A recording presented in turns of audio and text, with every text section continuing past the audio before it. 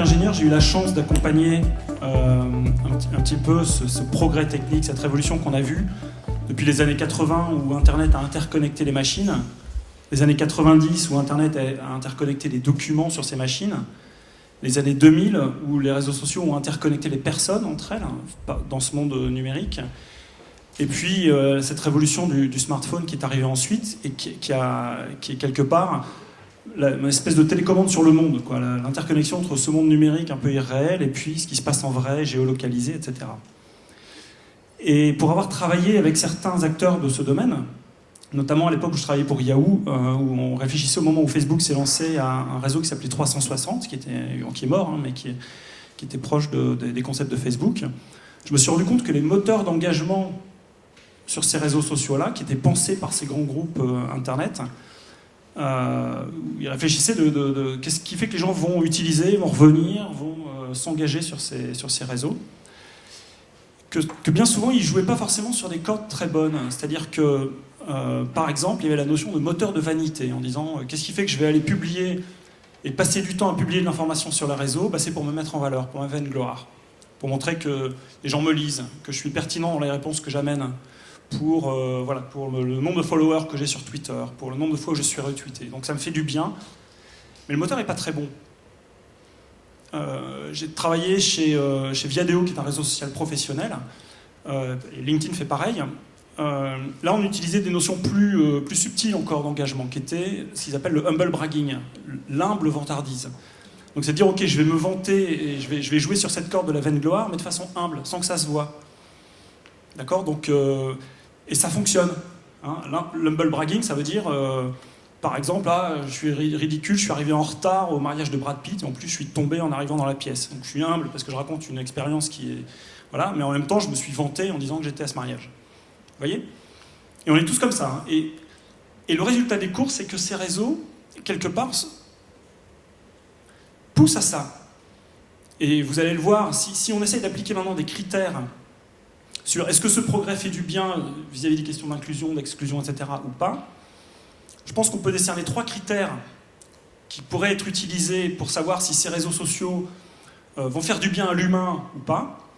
Premier critère, c'est de dire est-ce qu'ils me font fuir le réel ou est-ce qu'au contraire ils me reconnectent dans la réalité ? Donc ils m'emmènent vers l'autre, ils m'emmènent vers le contact réel dans la vraie vie. Deuxième critère, c'est est-ce que ces réseaux vont pousser à l'unité ou est-ce qu'au contraire, ils vont augmenter la fracture, c'est-à-dire est-ce qu'ils vont exclure des gens et puis voilà.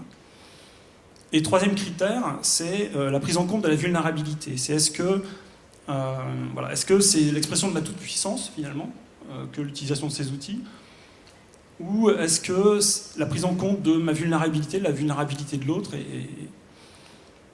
et si on regarde, la plupart de ces réseaux, Facebook, Twitter, les réseaux sociaux, LinkedIn, Viadeo, et plein d'autres, ayant été conçus en jouant sur ces cordes d'engagement qui ne sont pas forcément très bonnes, je parlais de la vaine gloire, mais il y en a d'autres, hein, je pense en particulier aux réseaux de rencontres, par exemple, qui utilisent d'autres types de...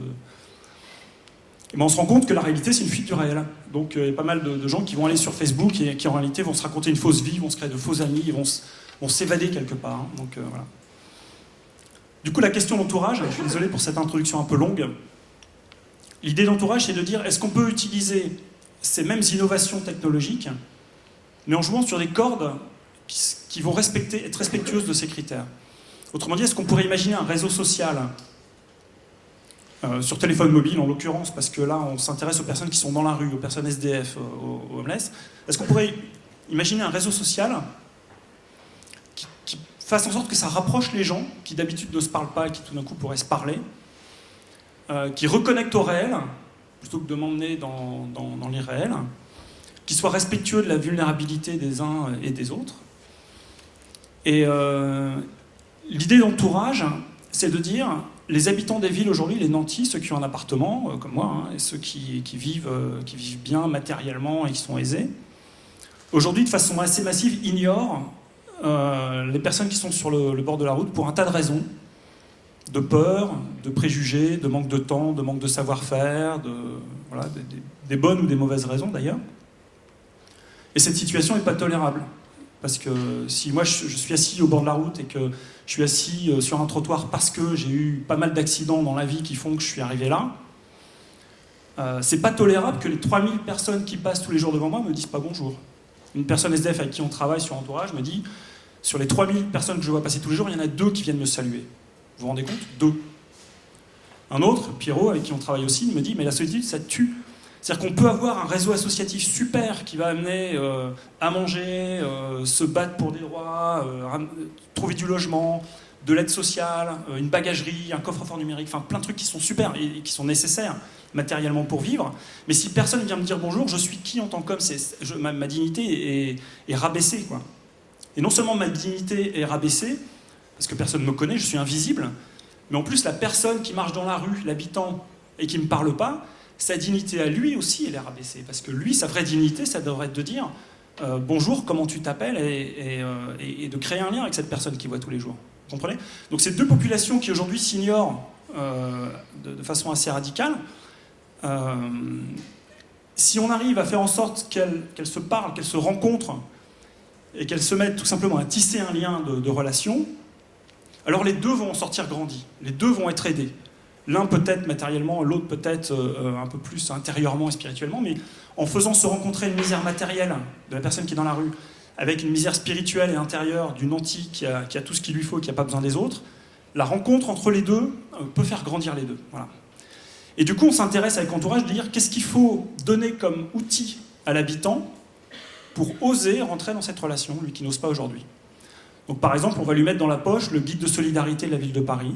Donc là, on l'a mis sur une carte, ce qui permet de géolocaliser l'ensemble des associations qui sont dans le quartier et qui peuvent aider. On va lui mettre dans la poche le contact avec les bénévoles des associations qui œuvrent sur son quartier.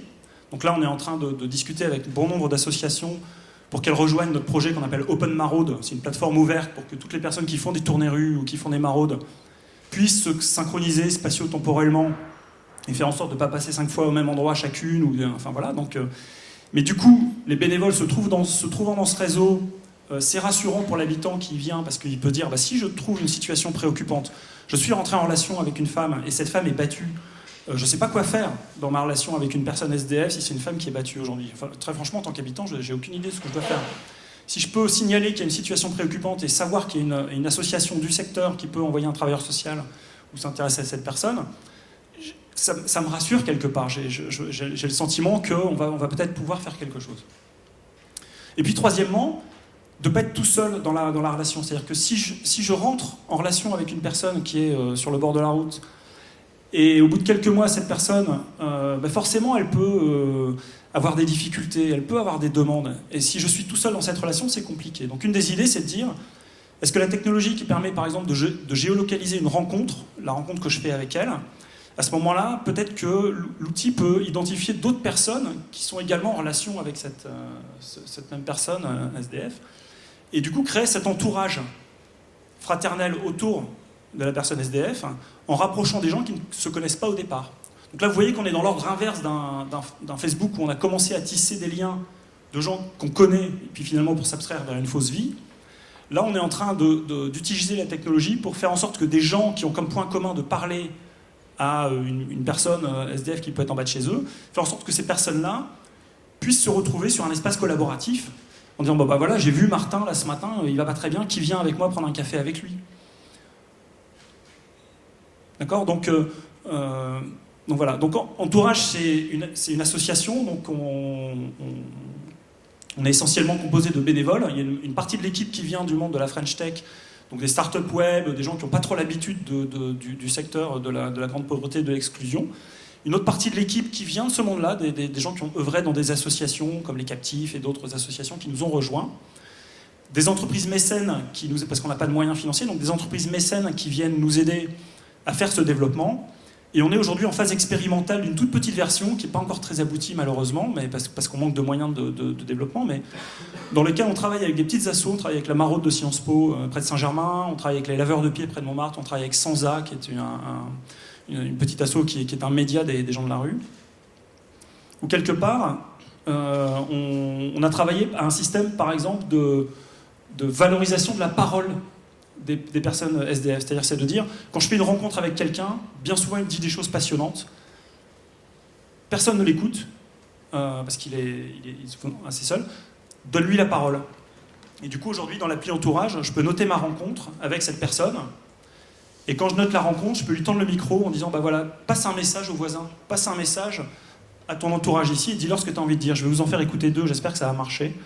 Parce que, donc ça, ce sont des messages qui ont été enregistrés au Halles Saint-Germain par des gens qui testent avec nous sur le terrain, qui ont fait des rencontres avec des personnes SDF, et quand ils notent leur rencontre, ils enregistrent un message. Je suis Germain, voilà. Tous les jours, je mange à la soupe populaire. Moi, mon message, mon plaisir, c'est de manger juste à côté au Gigot, où c'est 100 € le repas. Ça me fait plaisir.